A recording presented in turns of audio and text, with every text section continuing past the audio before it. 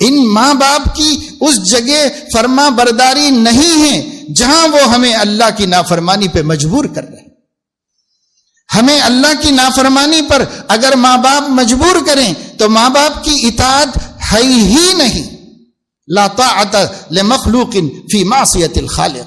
حدود مقرر ہیں والدین کی اطاعت کے، حدود مقرر ہیں حکمرانوں کی اطاعت کے، حدود مقرر ہیں استاذ کی اطاعت کے، حدود مقرر ہیں ماں کی اطاعت کے. سب کی حدیں ہیں. لامحدود اطاعت ہے تو صرف اور صرف اللہ کی ذات کی، اللہ کی ذات کی لامحدود اطاعت ہے. کیونکہ ماں باپ کا کہنا نہیں مانتا، ماں باپ کا کہنا نہیں مانتا. ذرا خدا سے شرم کرو جب اللہ یہ کہیں گے تو میرا کہنا نہیں مانتی اور سیدھے جہنم میں بھیجے جائیں گے. تب نکل جائے گا سارا غرور، جب نکل جائے گا ماں ہونے کا دھونس، جب نکل جائے گا باپ ہونے کا غرور، سب جہنم میں جائیں گے تب پتہ چلے. اس لیے بچہ اگر کہہ رہا ہے کہ مجھے اللہ رسول کے حکم کے مطابق شادی کرنی ہے تو ماں باپ نہیں مانیں گے تو وہ گمراہ کہلائیں گے. بچوں کو کیوں مجبور کر رہے ہو؟ ماں باپ کی نہیں معلوم ماں باپ کا حکم کیا ہے، ماں باپ کا حکم کیا. اب تو اتنے لوگ سخت دل ہو گئے بچوں سے پوچھ رہے ہیں، یہی سکھا رہے ہیں مول صاحب تم لوگوں کو؟ تو مول صاحب تو سکھائے نا، وہی مول صاحب ہی نہیں سکھایا ہے کہ یا نہیں ماننی ہے ابا کی یا نہیں ماننی ہے اماں کی، یہ سکھایا. اور آپ کو الومنیٹی نے جو سکھایا ہے، جو تعلیم اسکولوں میں دی جا رہی ہے، ان تعلیموں اور ان نصابوں کے ذریعے جن باتوں کو ملحوظ رکھا گیا ہے اس میں ایک بات یہ بھی ملحوظ رکھی گئی ہے کہ تعلیم کے دوران نرسری ہی میں، پرائمری سیکشن ہی میں بچوں کو اس کی پریکٹس کرا دی جائے کہ اگر ان کے ماں باپ ان کو کوئی حکم دیں تو وہ یوں کہیں کہ میرا من نہیں کر رہا ہے، آپ کیوں مجھے مجبور کر رہے ہیں؟ میرے من کے خلاف آپ کیوں مجبور کر رہے ہیں؟ ہم نہیں مانیں گے یہ بات، ہم نہیں مانیں گے یہ بات. یہ بچوں کو سکھانا کمپلسری کیا گیا ہے اس سلیبس میں جو سلیبس باقاعدہ طور پر یورپ سے آیا ہے اور یہودیوں کی نظام تعلیم کا حصہ بنا ہوا ہے. اس میں سکھایا گیا ہے ماں باپ کی نافرمانی، تو اس کی وجہ سے بچے نافرمان ہو رہے ہیں. اور چھوٹے چھوٹے بچے مالدار گھرانوں کے اندر بڑے مہذب طریقے سے ماں باپ کا انکار کر رہے ہیں. نہیں ممی ہم یہ نہیں مانیں گے، نہیں ہم یہ نہیں کرتے. تو اس کو لاڑ پیار میں برداشت کیا جا رہا ہے، برداشت کیا جائے. حالانکہ یہ نہیں سکھایا گیا ہے باقاعدہ. ان کو ایسی چیز پڑھائی گئی ہے کہ ان کا ذہن ایسا بنا ہے. اب وہ محبتیں اور لاڑ پیار کا حصہ بن گئی. اور جو غریب گھرانے ہیں وہاں بدتمیزی سے، بےہودگی سے ماں باپ کا انکار، ان کے احکام کا انکار پیدا کیا گیا ہے. تو ہم کہتے ہیں کہ ان کے سکھانے سے، ان بے ایمانوں کے سکھانے سے ہماری اولاد ہماری نافرمان ہو گئی، ہم گوارا کر رہے ہیں. اور اللہ رسول کے سکھانے سے اگر ہماری اولاد ہمارا کوئی حکم نہ مانے تو اس کو گوارا کرنے کے لیے تیار نہیں، اس کو گوارا کرنے کے لیے تیار نہیں.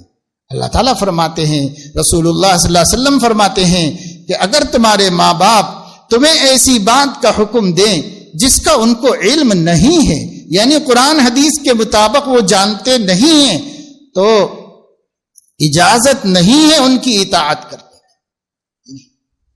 اللہ تعالیٰ قرآن مجید کے اندر فرما رہے ہیں وَإِن جَاهَدَاكَ عَلَىٰ أَن تُشْرِكَ بِي مَا لَيْسَ لَكَ بِهِ عِلْمٌ فَلَا تُطِعْهُمَا. تو دیکھو بچوں، کہنا نہیں ماننا ماں باپ کا. معلوم ہوا کہ ایک حد ہے جہاں تک مانی جائے گی ماں باپ کی، اس حد کے آگے ماں باپ کی نہیں مانی جائے گی. ابھی ایک کتاب میری نظر سے گزری تھی، اس میں اب تک پہلی دفعہ نظر سے گزری، جس پر یہ لکھا ہوا عنوان یہ لکھا ہوا تھا والدین کی اطاعت کی شرعی حدود. آج یہ بات نہ معلوم ہونے کی وجہ سے اور یک طرفہ طور پر ماں باپ کی دادا گیری چلا دی جانے کی وجہ سے جب بیان ہوا والدین کے حقوق کا، جب بیان ہوا والدین کے حقوق کا، کبھی نہیں کہ بچوں کے حقوق کیا ہے. تو اس کا نتیجہ یہ ہوا کہ یک طرفہ ذہن بن گئے. ہر کوئی اس کو بدتمیزی کہتا ہے، گستاخی کہتا ہے، بے ادبی کہتا ہے کہ ماں باپ کی بات نہ مانی جائے. اب اگر کوئی دین کے معاملے میں بھی ماں باپ کی بات نہ مان رہا ہو تو چچا آ کے بولیں گے، پھپھا آ کے بولیں گے کیا کر رہا تو یہ ماں باپ کا کیا مقام ہے نہیں معلوم تیرے کو؟ کئی کے نمازاں پڑھ رہا، کئی کے روزے رکھ رہا، ماں باپ کا حکم نہیں معلوم تیرے کو، حق نہیں معلوم، وہ جو بولے وہ کرو. یہ ایسے ہی رشتہ دار ہیں جیسے عزیز مصر کے خاندان کی عورتیں تھیں. عزیز مصر کے خاندان کی عورتوں نے پہلے تو کہا کہ زلیخا بہت بڑی غلطی کر رہی، سننے میں آیا ہے کہ غلام پر عاشق ہو گئی. سب لوگ یہ کہہ رہے تھے اور محلے میں برادری میں بڑی بدنامی ہوئی. تو زلیخا نے سوچا کہ یہ لوگ ناواقفیت کی وجہ سے مجھے بدنام کر رہے ہیں، میری مجبوری کو نہیں سمجھتے، لہذا ان کو باور کرانا چاہیے. تو اس نے دربار میں سب کو مدعو کیا، خاندان کی سب عورتیں بلائی گئی اور اس نے فروٹ کی دعوت کی. سب پھل پھلاری رکھے گئے، سب کے لیے ایک ایک چھری رکھی گئی اور ان سے کہا کہ لیجئے شروع کیجئے. تو لوگوں نے مثلا سیب اٹھایا اور چھری ہاتھ میں لی اور کاٹنا ہی چاہ رہے تھے کہ پردے کے پیچھے کھڑے ہوئے یوسف سے کہا کہ باہر آ جاؤ. حضرت یوسف جب باہر آئے تو ان کی نظر پڑی اس حسن پر تو فروٹ کاٹنے کے بجائے انگلیاں کاٹ لی. سب قرآن کہہ رہا ہے، قرآن میں اللہ نے بیان کیا ہے، بجائے فروٹ کاٹنے کے ان کی انگلیاں کٹ گئیں اور خون بہنے لگے اور وہ تکتے کے تکتے رہ گئے، دیکھتے کے دیکھتے رہ گئے حضرت یوسف کو. اور پھر اس کے بعد حضرت یوسف کو سب نے مل کر نصیحت کی کہ کیوں جی تم اپنے ملکن کی بات نہیں مانتے ہو، یہ بہت غلط بات ہے، وہ تمہاری آقا ہے، تمہاری مالکہ ہے، تم اس کے غلام ہو، اس کے شوہر نے تمہیں خرید کے لایا ہے، تمہیں کہنا ماننا چاہیے. تو سب نے اس کی طرفداری کر دی گناہ کے کام پر. حضرت یوسف نے اللہ تعالیٰ سے کہا رب السجن احب الی مما یدعوننی الیہ، پاک پروردگار سب مل کر مجھے گناہ پر آمادہ کر رہے ہیں اور نافرمانی پر کھڑا کرنا چاہتے ہیں، اب مجھے جیل میں جانا ان کے مشوروں کے ماننے سے زیادہ پسندیدہ ہے. اللہ نے ان کو جیل بھیجوا دیا اور اس فتنے سے بچا لیا. جس طرح عزیز مصر کی خاندان کی عورتیں، درباری عورتیں حضرت یوسف کو مجبور کر رہی تھیں کہ وہ اس کے مالکن کی اور اس کے آقا کی اور ملکہ کی غلط بات کو، ناجائز بات کو، گناہ کی بات کو قبول کر لیں، اسی طریقے سے آج بدقسمتی ہے، افسوس کی بات ہے، بے پناہ افسوس کی بات ہے کہ ایمان والے رشتہ دار آ کر جو بچے گناہ کے کام میں ماں باپ کی نافرمانی کر رہے ہیں اس میں کہہ رہے ہیں ماں باپ کی نہیں مانتے، ماں باپ کا کہنا نہیں مانتے، بد اخلاق ہو گئے ہیں، بے تہذیب ہو گئے ہیں. تو وہ سب انہی نادان اور جاہل اور بے ایمان عورتوں کی طرح ہیں جو اپنے بچوں کو نیکی پہ جمنے نہیں دیتے اور نیکی کا کام کرنے نہیں. اس لیے حدود کا پتہ چلنا چاہیے. ماں باپ کی ذمہ داری ہے وہ خود کہیں بیٹا یہاں تک ہماری بات ہے اور اس کے آگے ہمارا نہیں، اللہ کا حکم ہے، اللہ کا حکم ہے، وہاں اللہ کی مانو، اللہ کے رسول کی مانو. میں اللہ کے رسول سے بڑی تو نہیں ہو گئی، میں اللہ کے رسول سے بڑا تو نہیں ہو گیا بیٹا. اللہ رسول کے خلاف ہماری بات نہ ماننا کبھی. یہ تعلیم دینا چاہیے تھا، یہ سکھانا چاہیے تھا اولاد کو. لیکن آج ہم یہ سکھا رہے ہیں کہ بس ماں باپ کی مانو چاہے اللہ کا حکم ٹوٹ جائے، ماں باپ کی مانو چاہے رسول اللہ صلی اللہ علیہ وسلم کی دل آزاری کیوں نہ ہو جائے، مگر ماننا ہی نہیں کی. یہ سکھا رہے ہیں. یہ دادا گیری ہے، یہ دھونس ہے، یہ روب ہے.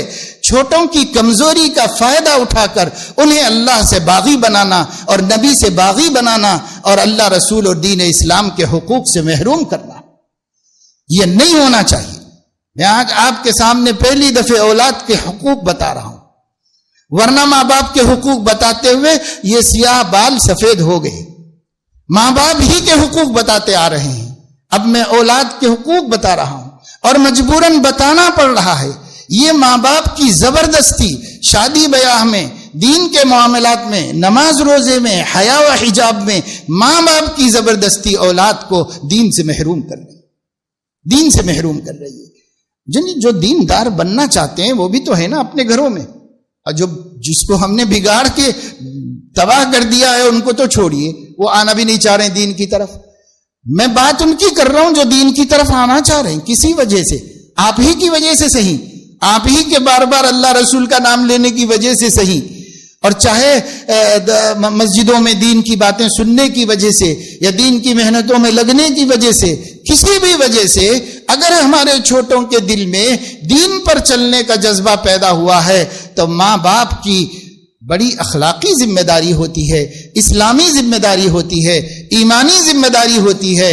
عشق مصطفیٰ کا تقاضا ہوتا ہے کہ وہ اپنے بچوں سے کہیں کہ بیٹا خوش آمدید، میری آنکھیں ٹھنڈی ہو گئیں، تم کو ہم تو نہیں سکھا سکے لیکن تم ماشاءاللہ دین کو سیکھ رہے ہو، دین کی طرف بڑھ رہے ہو، ہم تمہارا ویلکم کرتے ہیں، ہم تمہیں خوش آمدید کہتے ہیں، ہمارے دل تمہارے ساتھ لگے ہوئے ہیں، ہماری دعائیں تمہارے ساتھ لگی ہوئی ہیں، ماشاءاللہ ہم نہیں چل سکے، تم چلو اللہ کے راستے میں، اللہ تعالی ہمیں بھی توفیق دے اور تم کو بھی ترقی دے۔ یہ ہونا چاہیے تھا ایمان والے کی زبان سے، ایمان والے ماں باپ کی زبان سے یہ ہونا چاہیے تھا۔ ایک جگہ باپ نے ہتھیار ڈالا، لیکن کیسے ڈالا میں آپ کو بتاتا ہوں، اللہ کے حوالے سے نہیں، رسول کے حوالے سے۔ ایک اچھے مالدار گھرانے میں کسی بچے کو دین کا شوق ہو گیا، ان کی اپنی اولاد میں سے، ماشاءاللہ نماز کا پابند، دین کا پابند، اور اس کے سامنے آیا کہ ہمارے آقا صلی اللہ علیہ وسلم کے چہرے مبارک پر داڑھی بھی تھی، تو اس نے داڑھی بھی رکھ لی اپنی۔ تو اس طریقے سے اچھے گھرانے کے لوگ تھے، متمول تھے، کھاتے پیتے اور خوب کمانے والے لوگ۔ تو اب ہوتا یہ تھا کہ اس کو اکیلے کو سب لوگ ستا رہے تھے گھر میں، کیونکہ اکیلا پڑ گیا گھر میں، سب کے الگ خواہشات تھے، اس کی الگ ہو گئی، تو گھر میں اکیلا پڑ گیا، ادھر ہی بہن بھائی اور ادھر ماں باپ، یہ غریب ایک طرف، تو سب مل کر ستاتے تھے، مگر چونکہ محبتیں بھی بہت تھیں تو خلوص محبت سے رہتے تھے، مگر چھیڑ چھیڑ کے اس کو ستاتے رہتے تھے، پریشان کرتے رہتے تھے۔ دسترخوان پر بیٹھے ایک دن کھانے کے لیے، تو باپ نے کہا کہ میں تیرے سے بار بار بولتا ہوں کہ یہ تو اپنی صورت اتنی خراب کر لیا ہے، یہ صورت جا کے داڑھی مڈا کے آ، تو سنتا ہی نہیں، کیوں نہیں سنتا؟ اب تو نہیں مانیں گا نا، تو ایک دن میں یہ کروں گا کہ تو سوتا رہیں گا روم میں آ کے قینچی لے کے کاٹ ہی دوں گا تیری داڑھی، تب سیدھا ہوں گا تو یہ بات کہی، اس نے بھی سنی، اس کا دل بہت دکھی ہوا اور وہ رونے لگا۔ تو پھر چونکہ ان لوگوں میں آپس میں محبتیں تو بہت تھی، تو اس لیے وہ لوگ بھی نرم پڑے، کہنے لگے کہ بھائی ہم ایک بات بولتے ہیں، ہماری بات تو نہیں سنتا، لیکن ہم کچھ بول رہے ہیں تو تیرے کو رونا آتا ہے۔ اس نے کہا کہ ابا یہ بولو کہ میں آپ کی اولاد ہوں کہ نہیں؟ تو کیوں نہیں، اور میں یہ سب بہن بھائیوں کی طرح میرا بھی آپ کے اوپر پیار محبت کا حق ہے کہ نہیں ہے؟ برابر ہے، ہم تو اس سے نہیں منع کرتے تم کو۔ یہ بولیے کہ میری بہنیں، میرے بھائی جو کپڑے پہن رہے ہیں وہ آپ کی مرضی سے پہن رہی ہیں، اپنی مرضی سے پہن رہے ہیں، وہ اپنی مرضی سے پہن رہے ہیں، جو کھاتے ہیں آپ کی مرضی سے کھاتے ہیں، آپ جانے کے بعد کہیں لے جاتے ہیں، آپ بولتے ہیں کہ آئس کریم کس کو کون سا ہونا بھائی، آپ لے لو، آپ کی پسند سے آپ کھاؤ، آپ کی پسند سے، آپ زبردستی تو نہیں کھلاتے، آپ بیکری میں لے جاتے ہیں زبردستی تو نہیں کھلاتے، آپ کپڑے خریدتے ہیں زبردستی تو نہیں کراتے۔ سب سے کہتے ہیں کہ اللہ نے ہمیں بہت دیا ہے بھائی، اپنی اپنی خوشیوں سے، اپنی اپنی چاہتوں سے جیو، اپنی اپنی چاہتوں سے جیو۔ تو اس بچے نے کہا ابا یہ نہ سنت اور نہ نبی کا طریقہ، نہ اسلام، نہ دین، میں اپنی چاہت سے ایسا رہنا چاہ رہا ہوں، تو ان کو حق ہے، مجھے کیوں نہیں حق ہے کہ میں اپنی چاہت سے ایسا رہوں؟ تو کہنے لگے اچھا ہاں صحیح ہے، تو اپنا جیسا تو رہنا چاہ رہا ویسا رہے۔ اب آپ بتائیے نبی کو کتنی غیرت آئی ہوگی، اللہ تعالیٰ کو کتنی غیرت آئی ہوگی کہ ان کی نسبت سے تو نہیں مانا باپ، لیکن بچے کی خواہش کی نسبت سے مان لیا، اللہ رسول کی نسبت سے نہیں مانا۔ تو یہ ہے آج ہمارا دین، ایسا گھروں کا حال ہو گیا ہے۔ یہ سب گھر کے حال اس لیے ہوئے کہ ایک نسل ایسے وجود میں آئی ہے کہ جن کے امی ابا کو دین نہیں معلوم، ان کے ماں باپ کو دین نہیں معلوم، اور انہوں نے اپنے بچوں کو پیدا کیا ہے، پالا ہے، بڑا کیا ہے، جو ان کی اپنی پسند تھی، جو ان کی اپنی چاہتیں تھیں، جس کو وہ خیر خواہی سمجھتے تھے، اس خیر خواہی کے ساتھ انہوں نے اپنے بچوں کو اس طرح تربیت دی۔ اب یہ بچے کیسے ایمان پر مریں گے، اور یہ بچے کیسے دین کو قبر تک سلامت لے جا سکیں گے، اس کے بارے میں سوچنا ہے، اس کے بارے میں غور کرنا ہے۔ بات تلخ ہے، اور یقیناً جو بڑے بزرگ لوگ ہیں ان کو اچھی بھی نہیں لگ رہی ہوگی، ہماری بہنوں کو بھی بری لگ رہی ہوگی، بھائیوں کو بھی بری لگ رہی ہوگی، لیکن بعض باتیں سچائیاں ہیں، اگرچہ کڑوی ہوں، آپ اسے غور کریں، سنجیدگی سے لیں، سمجھیں۔ آخر جب آپ غور کریں گے کہ اپنے دین کو دنیا میں قیامت تک پھلتا پھولتا دیکھنے کے واسطے ہمارے نبی نے کیا کیا قربانیاں دی ہیں، جب آپ اس پر غور کریں گے تو آپ کا دل نرم نبی کے حق میں پسیجے گا، نرم پڑے گا، اور آپ نبی کی بھلائی، نبی کے ساتھ خیر خواہی اور نبی کی خوشیوں کو پیدا کرنے اور پروان چڑھانے کے بارے میں سوچنا چاہیں گے۔ ورنہ نبی کو نہیں پہچانیں گے تو سوچیں گے بھی نہیں ان کے بارے میں، کہیں گے نبی کا کیا حق ہے، ایمان لاؤ ہمارے نبی ہیں، حضرت محمد صلی اللہ علیہ وسلم اللہ کے رسول ہیں، بس اس سے بڑھ کے ان کا حق کیا ہے ہمارا، تو یہی حق ہے ہم ایمان لے آئے ان کے اوپر بس۔ حالانکہ یہ حق نہیں ہے، یہ تو لانا ہی ہے۔ اس کے ساتھ ساتھ جس دین کو انہوں نے ہر قربانی کی قیمت پر ہم تک پہنچایا ہے، اس دین کی چھوٹی سے چھوٹی بات اور بڑی سے بڑی بات اپنے لیے دنیا کی ہر دولت سے زیادہ قیمتی دولت ہو جائے، جب تک من کی یہ کیفیت نہیں ہوگی، معمولی سنت ہمارے نبی کی ہمارے دل میں دنیا کی بڑی سے بڑی دولت، 7 بر اعظموں کی حکومت سے بھی بڑی دولت نہ ہو جائے، اس وقت تک ہم نبی سے جڑے ہی کہاں ہیں؟ ہم نبی سے ابھی جڑے ہی نہیں ہیں۔ نبی سے ہمیں اپنے آپ کو جوڑنا چاہیے۔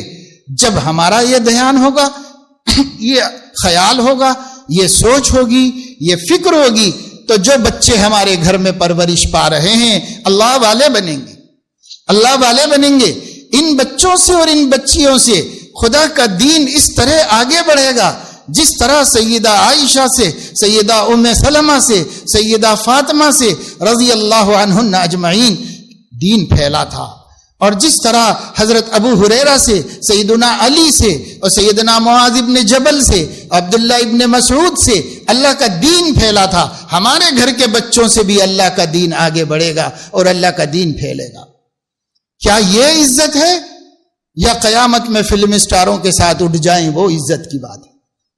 آپ غور کرو، ایمان آپ کے سینوں میں ہے، یہ عزت ہوگی محشر میں ہماری، یا روز محشر ہماری عزت قارونوں کے ساتھ، نمرودوں کے ساتھ، بے ایمانوں کے ساتھ، نافرمانوں کے ساتھ، اور یہ یہودی، خالص یہودی دجالی تنظیم کے لیے کام کرنے والے مسلم غیر مسلم فلم اسٹاروں کے ساتھ اٹھائے جائیں گے تو کیا ہوگا؟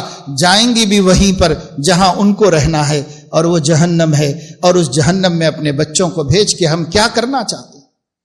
کیا بھلائی کرنا چاہتے ہیں؟ کیا خیر خواہی کرنا چاہتے ہیں؟ اس لیے ہم کو چاہیے کہ ہم اپنے گھروں میں دین والا ماحول بنائیے، دین سیکھیے، دین سکھائیے۔ دین سیکھنے کی کوئی عمر نہیں ہوتی، صحابہ 70 برسوں میں دین سیکھے۔ ہم لوگوں کی کوئی بھی عمر ہو جائے، کیا کرنا ہے؟ شرم کی بات ہے کیا؟ دین سیکھیے، جہاں سے ملے سیکھیے۔